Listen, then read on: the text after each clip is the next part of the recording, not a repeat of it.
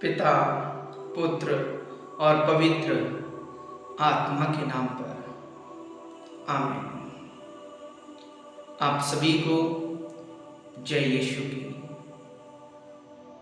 प्रभु क्रिस्त में मेरे प्यारे भाई और बहनों,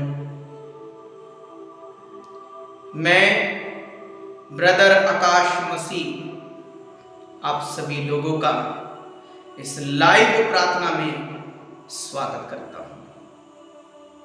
मेरे मित्रों, मेरे अजीजों, मैं उस स्वर्गीय पिता का धन्यवाद करता हूं, उसके फजल से, उसकी कृपा से मैं यहां तक पहुंचा हूं। प्रभु ने अपने दास के रूप में, अपने खादिम के रूप में मुझे चुना, जिससे कि मैं उसके वचन का फैलाव कर सकूं और मैं दिल की गहराइयों से उस जीवित परमेश्वर का धन्यवाद करता हूं कि मुझ तुच्छ मनुष्य को उसने अपनी सेवा के लिए चुन लिया है।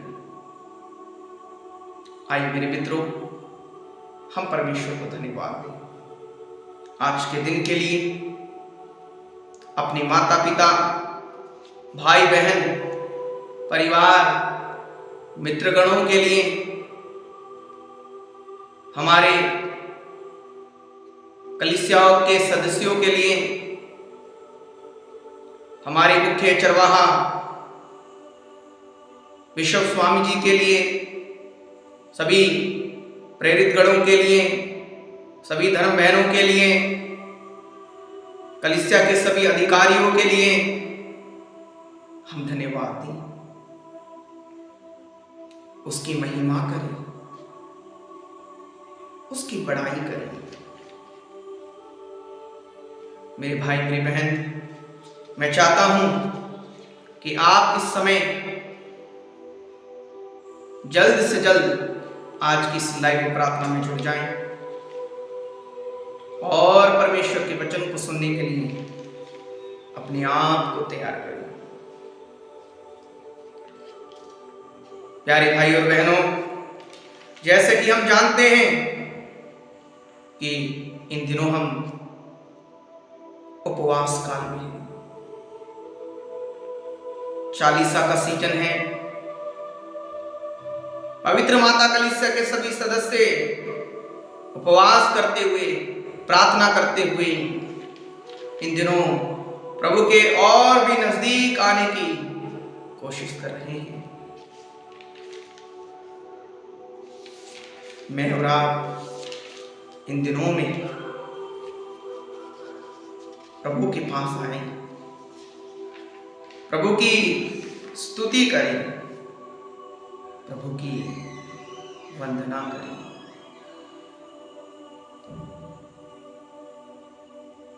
पवित्र माता कलीसिया हमें बताती है कि इन दिनों में हम प्रभु यीशु मसीह के दुखों पर मनन चिंतन करें, उसका क्रूस पर ठोका जाना, उसका हमारे लिए अपने शरीर पर कीले ठुकवाना,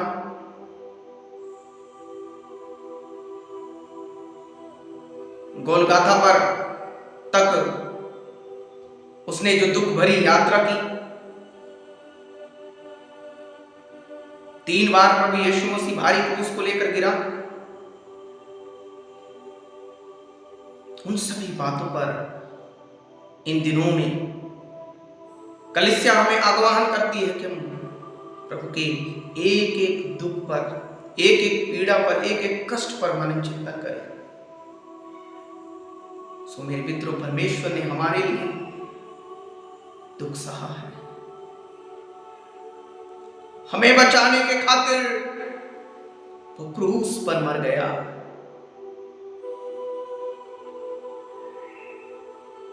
उस लहू के लिए हम उस जीवित परमेश्वर को धन्यवाद देते हैं। आज भी वो लहू लहान प्रभु यीशु मसीह मुझे और आपको उस क्रूस से बुला रहा है। मैं समझता हूं कि वो कहता है, मेरा बेटा, मेरी बेटी, तुम मेरे पास आ जाओ। आइए 40 अकाल के इस दुख भोग के अवसर पर मैं और आप अपने उस यीशु के पास चले, जो स्वयं ईश्वर था पर मनुष्य बनकर इस धरा पर आया। कुंवारी मां मरियम के गर्भ में एक शिशु का रूप लेकर इस जगत में आया। हमारे लिए अनगिनत पीड़ाएं उसने सहली, अपने शरीर की लहू की एक एक बूंद उसने बहा दी। क्रूस पर से उसने अपने प्यार का प्रमाण देते हुए, सबूत देते हुए ये कहा कि मैं तुमसे प्यार करता हूं। उसके उसी प्यार के वास्ते मेरे भाई, मेरी बहन, आइए हम उस परमेश्वर के पास चलें, अपने गुनाहों से हम तौबा करें, उसके पास लौट आए, उस उड़ाऊ पुत्र के समान जो अपने पिता से दूर हो गया था, और जब उसे ये ज्ञात हुआ कि उसने पाप किया है, उसने अपराध किया है, उस समय उसने पश्चाताप किया और उसने कहा कि मैं उठकर अपने पिता के पास जाऊंगा और ये कहूंगा, हे पिता, मैंने आपके और ईश्वर के विरुद्ध में अपराध किया है, मुझे क्षमा कर दीजिए। मेरे भाई, मेरी बहन, इसी प्रकार का पश्चाताप करते हुए, आंसू बहाते हुए, उड़ाऊ पुत्र के समान आइए हम प्रभु के पास चले, उसके उपकारों को ना भूलें, उसके बहते हुए लहू को ना भूलें, उसके त्याग को ना भूलें, उसकी पीड़ा को ना भूलें। उसने हमसे इतना प्यार किया कि हमें बचाने के लिए वो नीवस्त्र भी हो गया। सैनिकों ने उसके शरीर के कपड़े तक उतार दिए, अनगिनत कोड़े उसके शरीर पर बरसाए गए, वो कुछ नहीं बोला, मौन रहा। आइए हम उस परमेश्वर की आराधना करें, उसके दुख को अनुभव करते हुए महसूस करें, उसके पास लौट कर आ जाएं। मेरे भाई, मेरी बहन, उसके पास लौट कर आ जाएं, अपनी आंखों को बंद करें। मैं आपसे कहता हूं, अपनी आंखों को बंद करें और देखने की कोशिश करें। यीशु गोलगोथा की उस कलवारी की पहाड़ी पर जमीन और आसमान के ऊपर लटका हुआ है, मेरे और आपकी ओर देख रहा है। उसके होंठ कपकपा रहे हैं, उसके शरीर से लहू बह रहा है, वो मेरी और आपकी ओर देख रहा है। उसके आंखों से आंसू निकल रहे हैं, वो बड़ी प्यार से मेरी और आपकी ओर देख रहा है। मेरे भाई, मेरी बहन, हम आ जाएं उसके पास, उसके करीब आए। उसने हमारे लिए, सिर्फ हमारे लिए अपनी जान दे दी है। मेरे लिए, तेरे लिए भाई, तेरे लिए बहन, जो तू इस वक्त देख रही है, देख रहा है, तेरे लिए प्रभु ने उस कलवारी पर अपने लहू को बहाया है, अपनी जान दे दी है। उसकी प्यार का अनुभव करे। इतना प्यार वो हमसे करता है, कोई भी हमसे इतना प्यार नहीं कर सकता।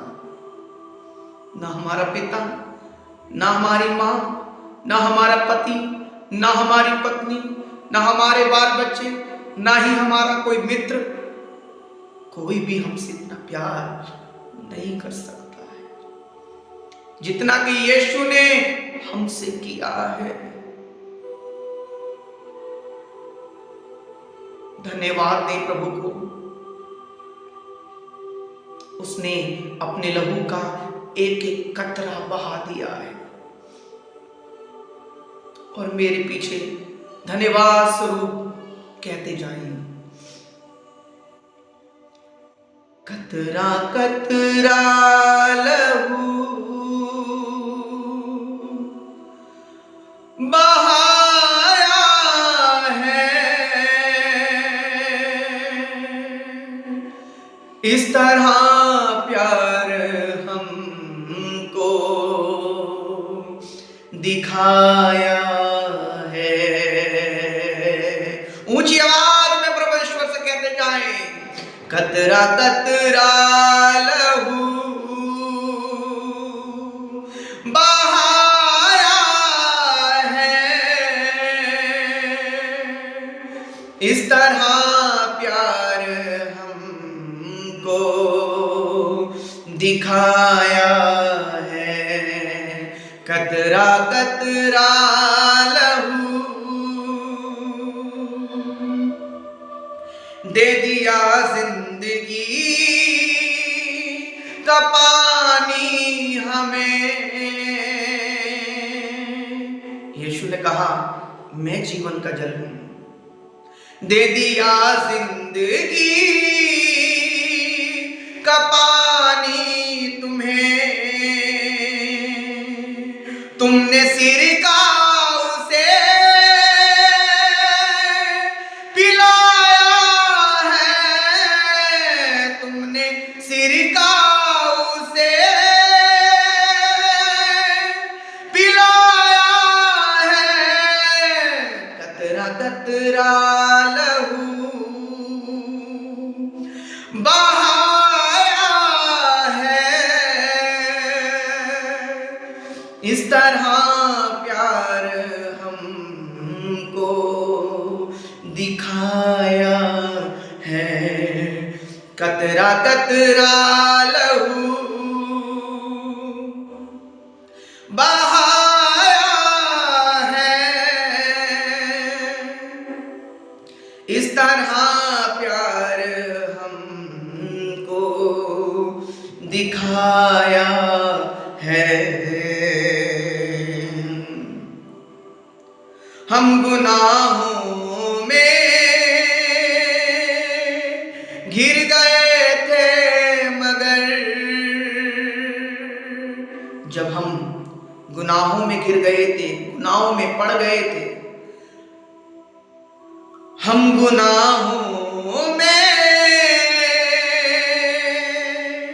घिर गए थे, मगर उसने इंसान हमें बनाया है, उसने इंसान हमें बनाया है। कतरा कतरा लहू बहाया है, इस तरह प्यार हमको दिखाया है। इस तरह प्यार हमको दिखाया है।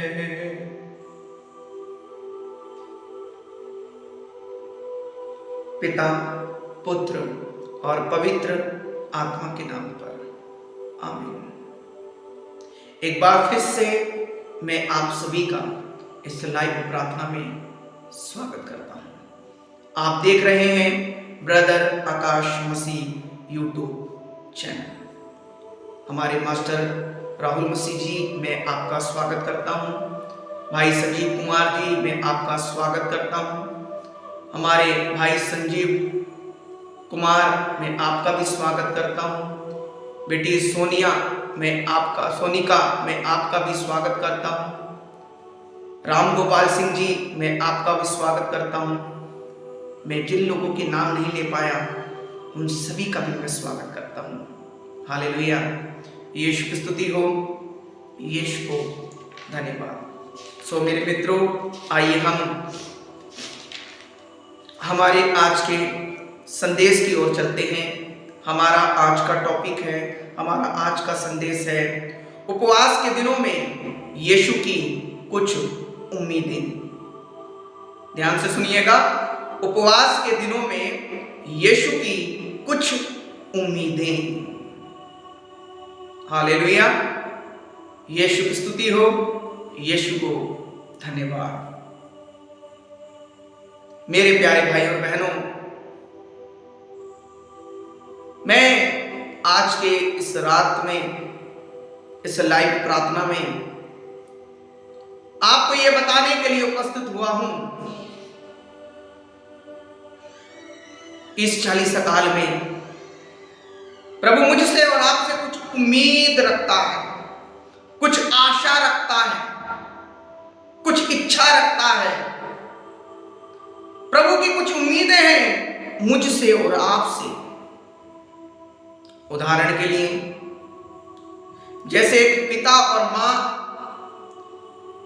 अपने बच्चों से उम्मीदें रखते हैं कि कल को जब मेरा बेटा बड़ा हो जाएगा, मेरे बुढ़ापे का सहारा बनेगा, मेरा नाम रोशन करेगा, जब मैं बूढ़ा हो जाऊंगा मुझे रोटी देगा,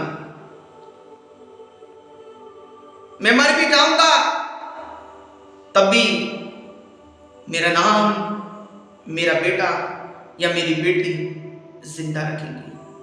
ये हर एक माता पिता की उम्मीद अपने बच्चों से है। मेरे प्रिय भाई बहनों, हमें से बहुत सारे लोग माता पिता हैं जो इस वक्त मुझे इस लाइव प्रार्थना में देख रहे हैं। आप भी अपने बच्चों से कुछ ना कुछ उम्मीदें रखते हैं, अपने बच्चों को अच्छी परीक्षा देते हैं, अच्छी शिक्षा देने की कोशिश करते हैं, उनके हर एक सपनों को पूरा करते हैं। क्यों? क्योंकि आपको उनसे एक उम्मीद है कि कल को ये बड़े होंगे और मैं और मेरी पत्नी जब बूढ़े हो जाएंगे, मेरे बच्चे, मेरी बेटी, मेरा बेटा हमारा ख्याल रखेंगे, हमसे प्यार करेंगे, हमें संभालेंगे जैसे कि हम इन्हें इस बचपन में संभाल रहे हैं। कल जब हम बूढ़े हो जाएंगे तो ये भी हमारी मदद करेंगे, हमारी सहायता करेंगे, हमसे प्यार करेंगे, हमें संभालेंगे, हमारी जरूरतों को पूरा करेंगे। ये हर एक माता पिता की इच्छा है और ये उम्मीद भी है। ठीक उसी प्रकार से मेरे भाई मेरी बहन, परमेश्वर भी हमारा पिता है और परमेश्वर भी हमसे कुछ उम्मीदें रखता है, कुछ आशा रखता है। इस 40 काल में जब हम उपवास कर रहे हैं, प्रार्थना कर रहे हैं, त्याग कर रहे हैं, तपस्या कर रहे हैं, विशेष रूप से इस 40 काल में प्रभु मुझसे और आपसे कुछ उम्मीदें रखता है। हालेलुया, यीशु की स्तुति हो, यीशु को धन्यवाद। यीशु 4 प्रकार की उम्मीदें इस 40 उपवास काल में मुझसे और आपसे रखता है। यीशु इस 40 उपवास काल में 4 प्रकार की उम्मीदें मुझसे और आपसे रखता है। पहली उम्मीद है पहली उम्मीद या पहली आशा प्रभु इस 40 काल में मुझसे और आपसे रखता है कि हम इन दिनों में किसी पर दोष न लगाएं। सबसे पहली बात, पहली उम्मीद क्या है प्रभु यीशु की? हम दोष न लगाएं। जी हाँ मेरे मित्रों,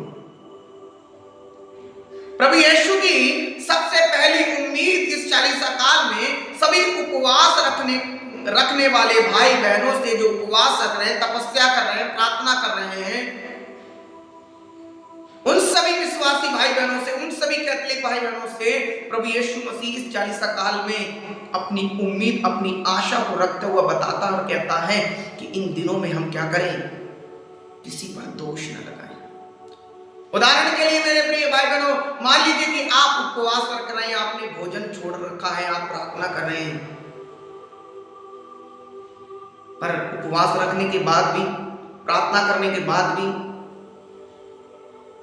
आप दूसरों पर दोष लगा रहे हैं, दूसरों पर लांछन लगा रहे हैं, दूसरों को बदनाम कर रहे हैं, बेइज्जती कर रहे हैं, लड़ रहे हैं, झगड़ रहे हैं, तो क्या प्रभु की दृष्टि में ये उपवास होगा? इस 40 काल में मेरे प्रिय भाई बहनों, प्रभु चाहता है कि हम किसी भी व्यक्ति पर दोष न लगाएं। आइए हम वचन से देखेंगे, मत्ती का सुसमाचार उसका अध्याय 7 वाक्य संख्या 1 से 2 तक हम पढ़ेंगे। लिखा है, दोष नहीं लगाओ जिससे तुम पर भी दोष लगाया जाए, क्योंकि जिस प्रकार तुम दोष लगाते हो उसी प्रकार तुम पर भी दोष लगाया जाएगा, और जिस नाप से तुम नापते हो उसी नाप से तुम्हारे लिए भी नापा जाएगा। हालेलुया। मैं सभी उपवासी भाई बहनों से कहना चाहता हूं जो इस 40 काल में उपवास रख रहे हैं, प्रार्थना कर रहे हैं, प्रभु को तुमसे कुछ उम्मीद है, प्रभु को तुमसे कुछ उम्मीद है।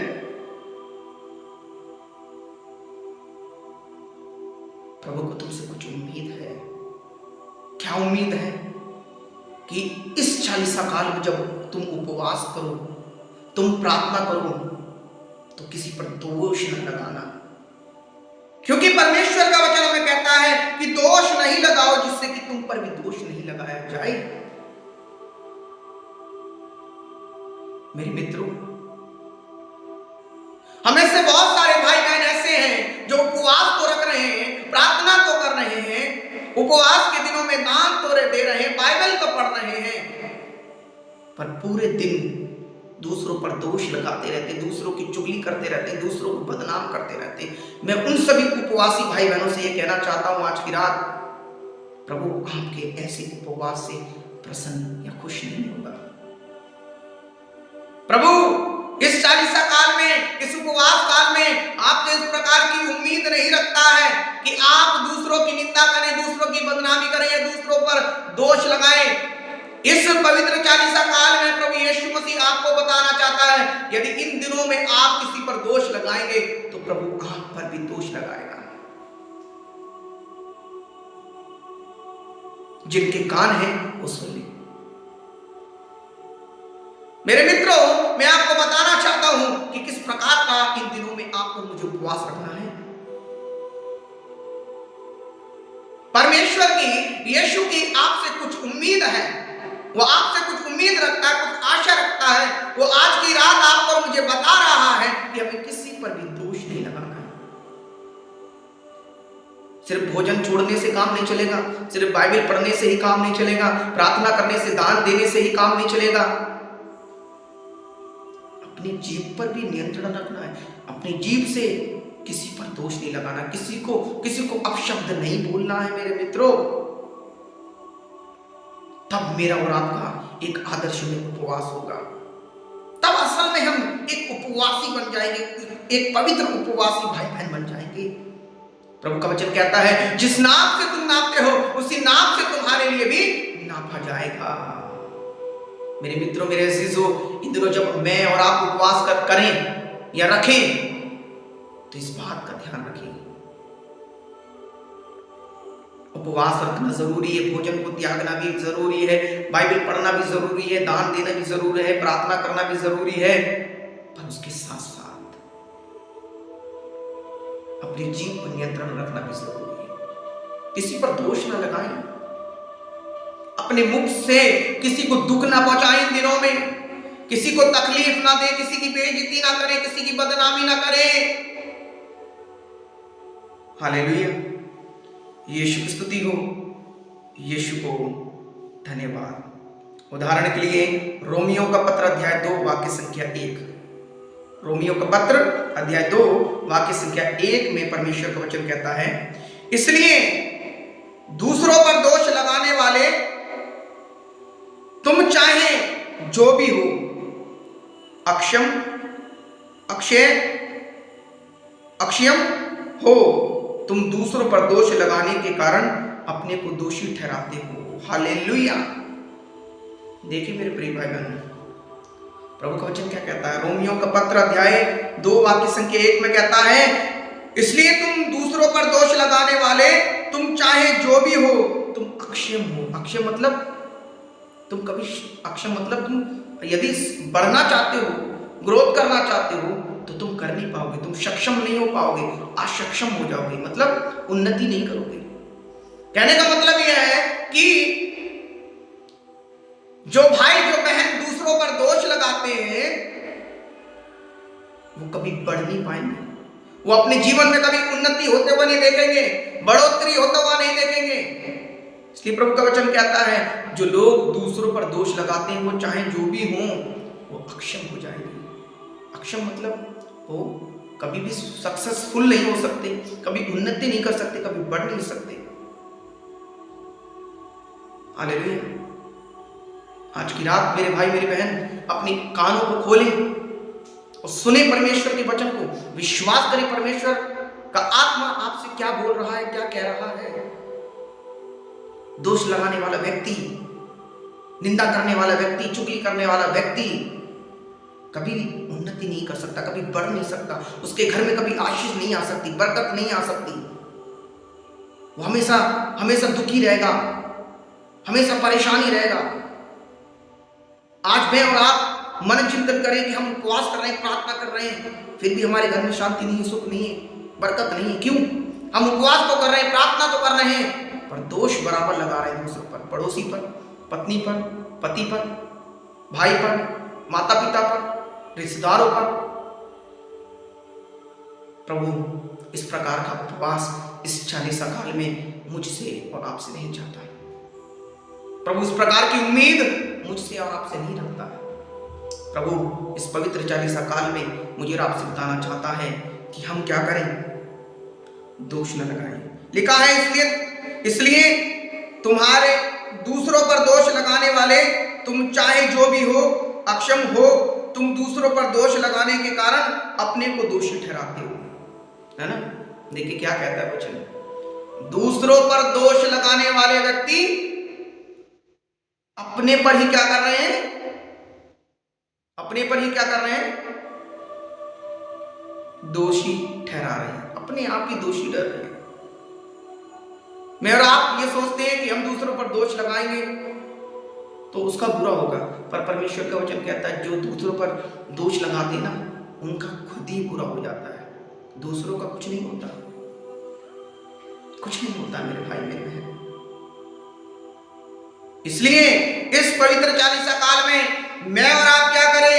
दूसरों पर दोष न लगाएं। ये प्रभु की पहली उम्मीद है तुझसे और मुझसे, मेरे और आपके लिए प्रभु की उम्मीद है कि हम इस पवित्र 40 काल को पवित्रता में रहते हुए, दूसरे पर दोष न लगाते हुए, उपवास करते हुए, त्याग करते हुए, परहेज करते हुए, सही रीति से, सही ढंग से इस 40 काल में उपवास करते जाएं, प्रार्थना करते जाएं, जिससे कि मनुष्य को नहीं बल्कि परमेश्वर को हमारा उपवास अति उत्तम, उसकी नजरों में हमारा उपवास अति उत्तम ठहरे। हालेलुया। यीशु की स्तुति हो, यीशु को धन्यवाद। दूसरी उम्मीद रखता है प्रभु, दूसरों के साथ उचित व्यवहार करना। इन दिनों में प्रभु मुझसे और आपसे, मेरे भाई मेरी बहन, चाहता है कि हम क्या करें, दूसरों के साथ उचित व्यवहार करें।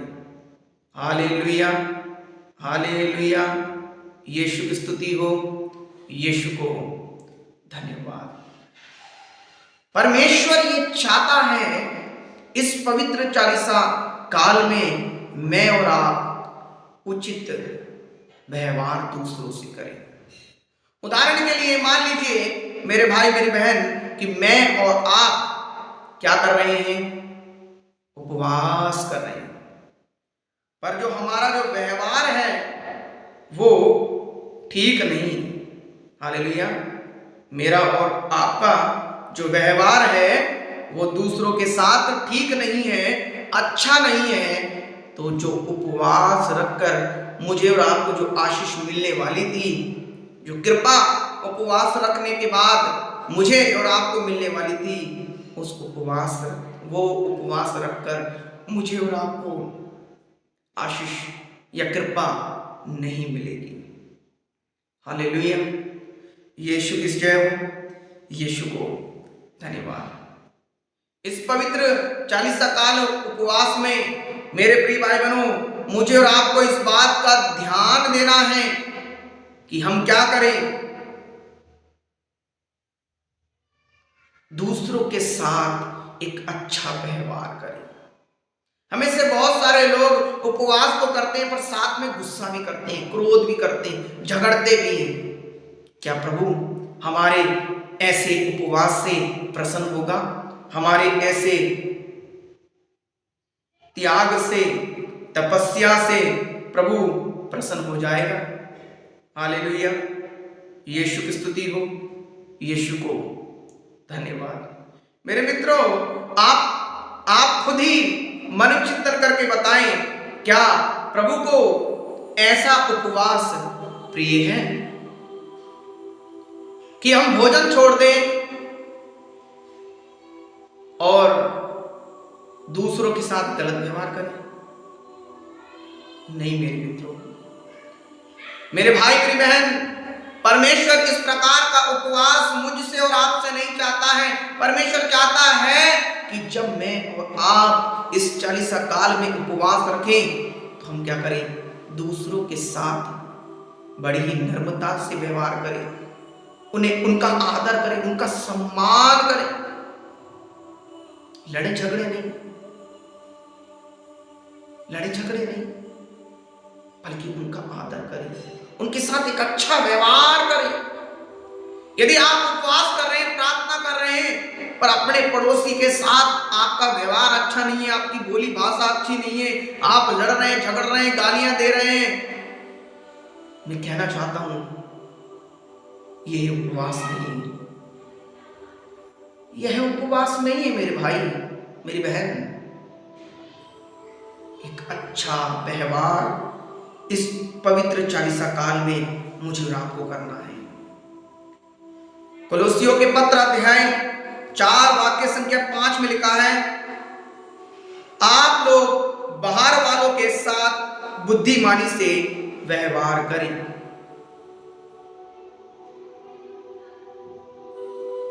मेरे मित्रों, मैं आपको बताना चाहता हूं परमेश्वर का वचन क्या कहता है, ईश्वर का वचन क्या कहता है। ईश्वर का वचन मुझसे और आपसे कह रहा है, ये कहता है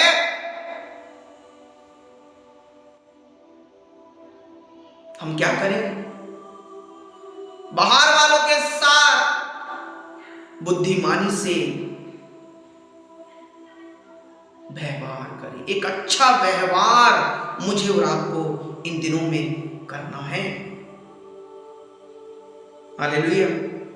उदाहरण के लिए मेरे प्रिय भाई बहनों, मत्ती का सुसमाचार उसका अध्याय 7 वाक्य संख्या 12 में लिखा है, दूसरों से अपने प्रति जैसा व्यवहार चाहते हो तुम भी उनके प्रति वैसा ही किया करो। है ना, लिखा है दूसरों से अपने प्रति जैसा व्यवहार चाहते हो तुम भी उनके प्रति वैसा ही व्यवहार किया करो।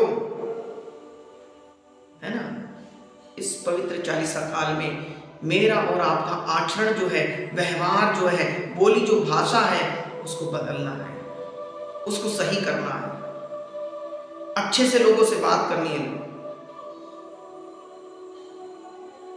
हालेलुया, यीशु की स्तुति हो, यीशु को धन्यवाद।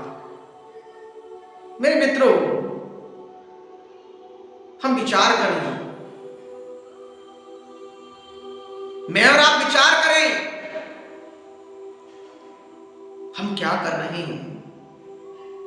क्या हमारा व्यवहार अच्छा है? हम भोजन तो छोड़ रहे हैं, हम प्रार्थना तो त्याग तो कर रहे हैं, तपस्या तो कर रहे हैं, हम सब कुछ कर रहे हैं, पर हमारा जो व्यवहार है वो लोगों के साथ ठीक नहीं है, फादर के साथ ठीक नहीं है, पड़ोसी के साथ ठीक नहीं है, गांव वालों के साथ ठीक नहीं है। तो ये उपवास रखकर, त्याग कर कर, भूखा रहकर क्या फायदा होगा? प्रभु को ये सब कुछ भी अच्छा नहीं लगेगा। मेरे भाई मेरी बहन, कुछ भी अच्छा नहीं लगेगा। प्रभु चाहता है इन उपवास काल में कि हमारा नेचर, हमारा स्वभाव यीशु मसीह के स्वभाव की तरह हो। हालेलुया, यीशु की स्तुति हो, यीशु को धन्यवाद। तिमोथी का पहला पत्र, उसका अध्याय 5 वाक्य संख्या 1 से यदि 2 तक आप पढ़ेंगे तो वहां लिखा है, बड़े बूढ़ों को कभी मत डांटो, बल्कि उनसे इस प्रकार अनुरोध करो मानो वह तुम्हारा पिता हो। युवकों को भाई, वृद्धों को माता और युवतियों को अपनी बहन समझकर उनके साथ शुद्ध मन से व्यवहार करो। हालेलुया, है ना। मैं सभी युवक युवतियों से कहना चाहता हूं, जो लड़के हैं, लड़कियां हैं, यदि आप मुझे देख रहे हैं, आने वाले समय में मुझे देखेंगे, मैं आपसे कहना चाहता हूं, मुझे मालूम है कि आप जरूर उपवास कर रहे होंगे। ज्यादातर लड़कियां, लड़के उपवास करते हैं, बच्चे उपवास करते हैं। मैं बच्चों से कहना चाहता हूं, आपका व्यवहार इस 40 काल में कैसा है? कहीं आप अपने माता पिता, अपने बूढ़े माता पिता से लड़ते तो नहीं है, झगड़ते तो नहीं, उन्हें डांटते तो नहीं है? बहुत सारी युवक युवतियों का व्यवहार जो है, नेचर जो है, अच्छा नहीं है। अपने उन बूढ़े माता पिता को बहुत सारे बच्चे मैंने देखे हैं कि वो डांटते हैं, गालियां देते हैं, यहां तक कि मारते भी अपने माँ बाप को। अपने व्यवहार को सुधारें। तुझे तेरी मां ने 9 महीने अपने पेट में रखा है। जब तू पेट में था, लात मारता था, मां को दर्द होता था, मगर वो खुश होती थी। अपने खून से तुझे सींचा है उसने, उसका आदर कर, उसको प्यार कर। अपने उस बूढ़े पिता को प्यार कर जिसने रात को रात ना जाना, दिन हो या रात हो, तेरी जरूरतों को पूरा करने के लिए वो मेहनत करता रहा, परिश्रम करता रहा। उसके हाथों में ठेटे पड़ गई, उसके पैरों में छाले पड़ गए, उसके तन पर अच्छे कपड़े अभी तक नहीं है, फटा हुआ बनियान वो पहनता है, फटी हुई शर्ट वो पहनता है। जब पड़ोस में शादी होती है, तेरे लिए वो अच्छे अच्छे कपड़े बना कर देता है, जूते बना कर देता है, पर खुद गंदे कपड़े पहनता, पुराने कपड़े पहन लेता है। अपने उस गरीब पिता को, अपने उस बूढ़े पिता को मत डांट, उसका आदर कर, उसका सम्मान कर, उससे प्यार कर। तब तेरा प्रभु ईश्वर इस 40 काल में तुझसे प्रसन्न होगा। मैं मास्टर आकाश मसीह उन सभी युवक युवतियों से कहना चाहता हूं जो अपने माता पिता का आदर नहीं करते। बहुत सारे बेटे और बेटियां जब उनकी शादी हो जाती है तुरंत अपने माता पिता से अलग होकर अपनी पत्नी के साथ रहने लगते हैं। माँ बाप एक रोटी के लिए तरसते हैं, अपने पोते और पोतियों को वो प्यार करना चाहते हैं, उनसे लाड करना चाहते हैं, घर छोड़कर चले जाते हैं और उपवास रख रहे हैं। इन दिनों में में उपवास रख रहे हैं और ये सोच रहे हैं कि हम तो उपवास कर रहे हैं, प्रभु खुश हो जाएगा, प्रभु प्रसन्न हो जाएगा। ना मेरे भाई, ना मेरी बहन, प्रभु तुझसे खुश होएगा नहीं। प्रभु को तू कभी खुश कर भी नहीं सकता, क्योंकि तूने अपनी माँ को दुखी कर रखा है, तूने अपने पिता को तो दुखी कर रखा है। पहले जाकर उन्हें खुश कर, उनसे क्षमा मांग, उनके साथ अच्छा व्यवहार कर, उनसे मेल मिलाप कर, तब उपवास कर। मेरी गारंटी है कि तेरे उपवास को पूरा होने से पहले प्रभु तेरी प्रार्थना को उत्तर दे देगा। हालेलुया, हालेलुया, यीशु की स्तुति हो, यीशु को धन्यवाद। तीसरी उम्मीद है प्रभु इस 40 काल में, तीसरी उम्मीद हमसे रखता है, शत्रुओं से प्रेम करो। तीसरी उम्मीद क्या है? शत्रुओं से प्रेम करना। ये बहुत मुश्किल बात है। बहुत सारे लोग क्या है, अपने शत्रुओं से प्यार नहीं कर पाते हैं। मैं कहना चाहता हूं इस 40 उपवास काल में आप अपने शत्रुओं से भी, अपने दुश्मनों से भी प्यार करें। मान लीजिए कि आप उपवास कर रहे हैं पर आपके मन में अपने दुश्मन के प्रति जलन है, ईर्ष्या है, मनमुटाव है। मैं समझता हूं मेरे भाई मेरी बहन, आपका उपवास अधूरा है। मुझे और आपको प्रभु की तरह बनना है, यीशु की तरह बनना है और यीशु की तरह ही करना भी है। दुश्मनों से प्यार, तभी तो हम एक मसीह बनेंगे, तभी तो हम विश्वासी बनेंगे। उदाहरण के लिए लूकस का सुसमाचार उसके अध्याय 6 वाक्य संख्या 27 में हम पढ़ते हैं, अपने शत्रुओं से प्यार करो। क्या लिखा है लूकस का सुसमाचार उसके अध्याय 27 में? अपने शत्रुओं से प्यार करना। यीशु ने कहा है अपने शत्रुओं से प्यार करना। और इन दिनों उपवास काल में हम क्या कर रहे हैं? त्याग कर रहे हैं, पर भोजन छोड़ रहे हैं, प्रार्थना कर रहे हैं, सब कुछ कर रहे हैं। अपने दुश्मनों को कितने लोग प्यार करते हैं? प्रभु की ये उम्मीद है कि कम से कम हम इन दिनों में तो कम से कम अपने दुश्मनों को माफ कर दें, उनसे प्यार करें, जैसे कि प्रभु ने किया। प्रभु ने अपने दुश्मनों को क्षमा किया। क्या तू और मैं अपने दुश्मनों को क्षमा नहीं कर सकते? क्या मैं और आप जो विश्वासी अपने आप को कहते हैं, मसीह अपने आप को कहते हैं, कैथलिक कहते हैं, ईसाई कहते हैं, प्रभु यीशु के शिष्य कहते हैं, क्या मेरा और आपका ये फर्ज नहीं है कि हम भी यीशु मसीह की तरह अपने दुश्मनों को प्यार करते हुए यीशु के नाम पर उसे क्षमा कर दें? यदि नहीं कर रहे हैं तो मैं तो नहीं समझता कि हम विश्वासी हैं। हम अभी तक विश्वासी बने ही नहीं, हम अभी तक कैथलिक बने ही नहीं, हम मसीह बने ही नहीं है। मेरे मित्रों, अपने दुश्मनों को प्यार करें इन दिनों में। मत्ती का सुसमाचार अध्याय 5 वाक्य संख्या 44 में लिखा है, परंतु मैं तुम लोगों से कहता हूं, अपने शत्रुओं से प्यार करो और जो तुम पर अत्याचार करते हैं उनके लिए प्रार्थना करो। ये प्रभु की उम्मीद है, अपने अत्याचारियों के लिए, अपने दुश्मनों के लिए प्रार्थना करना। इन दिनों बहुत सारे लोग उपवास कर रहे हैं, पर प्रार्थना किसके लिए कर रहे हैं? अपने लिए, अपने बच्चों के लिए, अपनी माँ के लिए, अपने पिता के लिए, अपनी जरूरतों के लिए। अरे मेरे भाई, जब तू उपवास रख ही रहा है, प्रार्थना कर रहा है, तो अपने दुश्मनों के लिए भी प्रार्थना कर। ताकि जो उपवास तू रख रहा है परमेश्वर की दृष्टि में वो उत्तम ठहरे और परमेश्वर तुझसे प्रसन्न हो जाए। हालेलुया। मैं और आप उपवास तो रख रहे हैं, उपवास में हम क्या मांग रहे हैं? सिर्फ अपने लिए, अपने परिवार की उन्नति के लिए मांग रहे हैं। हम अपने दुश्मनों के लिए भी प्रार्थना करें कि प्रभु इसे भी सुबुद्धि दे, इसे विश्वास में ले आ, इसके बच्चों को आशीष दे, इसकी पत्नी को आशीष दे।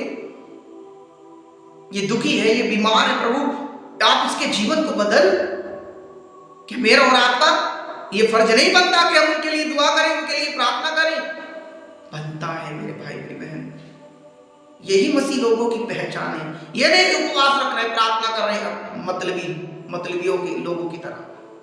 हमें मतलबी नहीं होना है, निस्वार्थ होकर प्रभु यीशु के समान इन दिनों हमें अपने दुश्मनों के लिए प्रार्थना करनी है, अपने शत्रुओं से प्यार करना है। चाहे वो कितनी भी हमारी बदनामी करें, कितनी भी बेइज्जती करें, कितने भी लांछन हम पर लगाएं, पर हमें उनसे प्यार ही करना है, उनके साथ अच्छा ही करना है, उनके साथ भलाई ही करनी है। इस पवित्र चालीसा उपवास काल में प्रभु हमसे तीसरी उम्मीद यही रखता है। चौथी उम्मीद है भलाई करें। चौथी उम्मीद रखता है प्रभु विश्वासी लोगों से भलाई करें।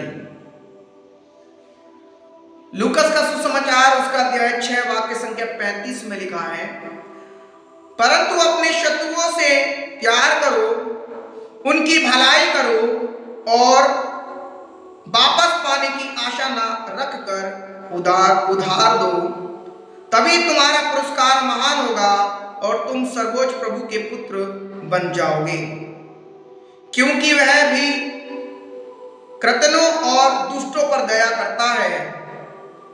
प्रभु भी क्या करता है? दुष्टों पर दया करता है। जब प्रभु ने दया की, दुष्टों पर दया की, तो क्या हमें दूसरों पर दया नहीं करनी चाहिए? प्रभु की चौथी उम्मीद है कि इस चालीसा काल में हम दूसरों पर क्या करें? दया करें, भलाई करें। भलाई का दूसरा अर्थ है दया करना या रहम करना या दूसरों की मदद करना। लूकस का सुसमाचार अध्याय 6 के 35 में लिखा है कि परंतु अपने शत्रुओं से प्यार करो और उनकी भलाई करो, वापस पाने की आशा न रखकर उन्हें उधार दो। है ना? इन दिनों मेरे प्रिय भाई बहनों, सिर्फ हमें कलीसिया की बढ़ोतरी के लिए बीज नहीं बोना है, दान नहीं देना है। देना तो है, वहां तो देना तो जरूरी है, पर तेरे पड़ोस में जो गरीब भाई है ना, जिसके पास एक टाइम खाने के लिए रोटी नहीं है, उसको दे देना। तब तेरा और मेरा उपवास उत्तम होगा, तब मेरा और आपका उपवास उत्तम होगा मेरे भाई मेरी बहन।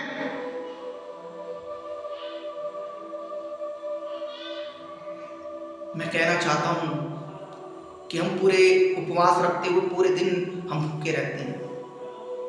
यदि जिस दिन हम खाना खाते हैं तो कितना राशन हमारे घर में बनता है ना? मैं समझता हूं जिस दिन आप उपवास रखें तो आप क्या करें? उस दिन बनाने वाला खाना जो आप अपने घर में बनाना था आपको, पर आपने उपवास रखा और नहीं बनाया, उस खाने को आप क्या कर दें? अपने पड़ोसी को दान कर दें, जो गरीब है, जो परेशान है, जो निवस्त्र है, उन्हें कपड़े दान करें।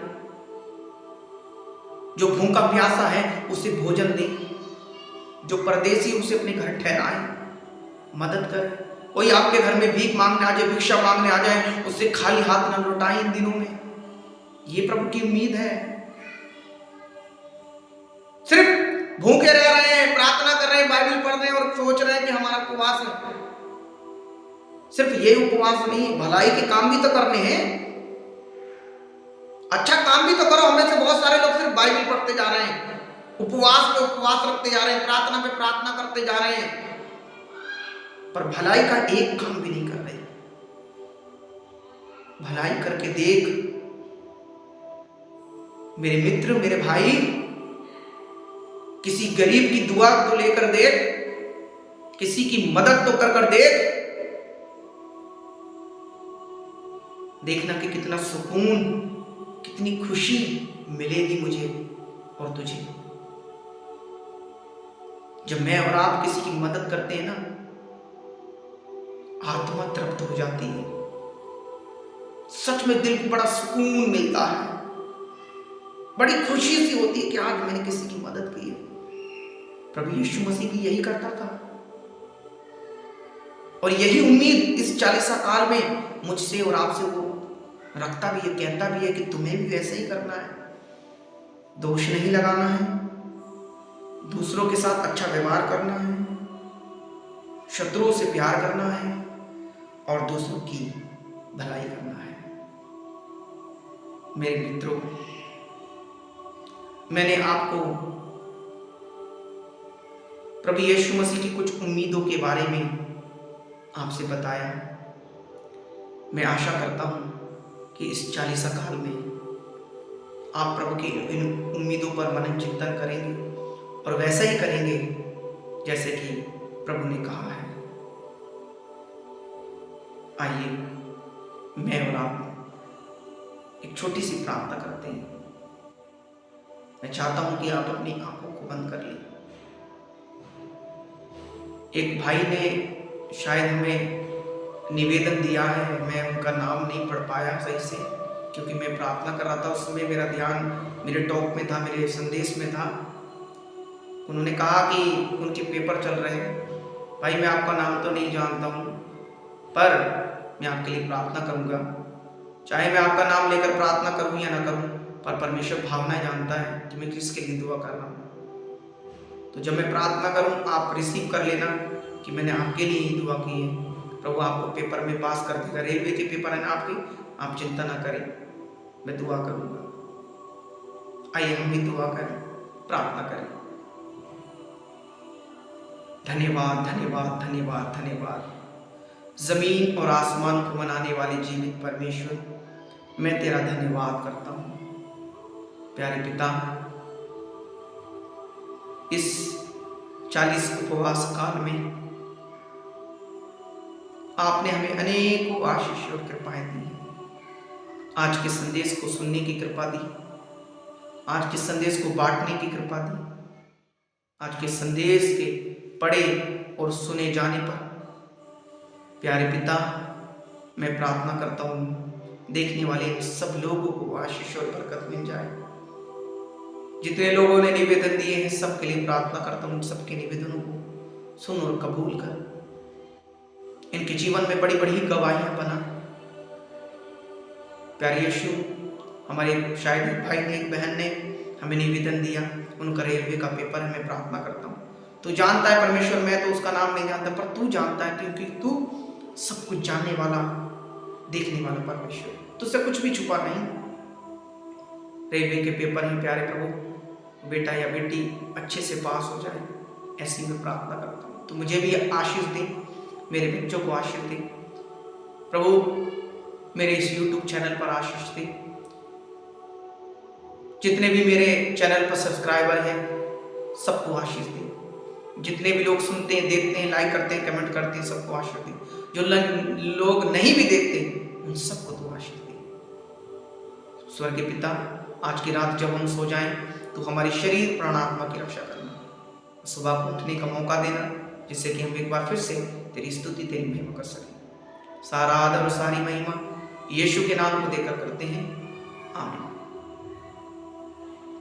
पिता, पुत्र और पवित्र आत्मा के नाम पर, आमीन। आप सभी को जय यीशु। मेरे मित्रों, यदि आपको हमारी प्रार्थनाएं अच्छी लगती हैं तो आप हमारे चैनल को सब्सक्राइब कर लीजिएगा और हमारे चैनल के बारे में आप अपने रिश्तेदारों को भी बताएं, अपने मित्रों को भी बताएं, उन्हें भी जुड़ने के लिए बोलें, जिससे कि वह भी परमेश्वर को जाने, आशीष पाएं, मुक्ति पाएं। आप जब हमारे चैनल का प्रचार कर रहे हैं तो इसका मतलब आप ये नहीं कि आप मेरा प्रचार कर रहे हैं, आप प्रभु का प्रचार कर रहे हैं। इसलिए ज़्यादा से ज़्यादा लोगों को इस चैनल के बारे में बताएं, जिससे कि लोग परमेश्वर के वचन को सुने और अपनी पुरानी जिंदगी को त्याग कर एक नई और एक अच्छी जिंदगी जी। हम कल रात को ठीक 8 बजे फिर से लाइव आएंगे। तब तक के लिए आप सब लोगों से मैं इजाजत चाहता हूँ। गुड नाइट, शुभ रात्रि, गॉड ब्लेस यू। परमेश्वर आपको बहुत आशीर्वाद दे। आमीन।